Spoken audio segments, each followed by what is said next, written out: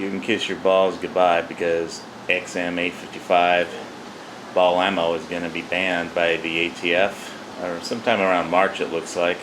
I'll link the document. There's a phone number where you can comment or email, but they're going to say that the green tip is armor piercing, and since there's now AR pistols, it could be used in pistols, and so for police officer safety they're going to ban it.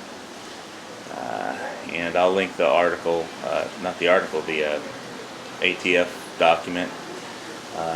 It's open for public comment until March 15th, so feel free to comment. And so, kiss your green tip ammo goodbye. Live Volcano Squad, I'm Dom.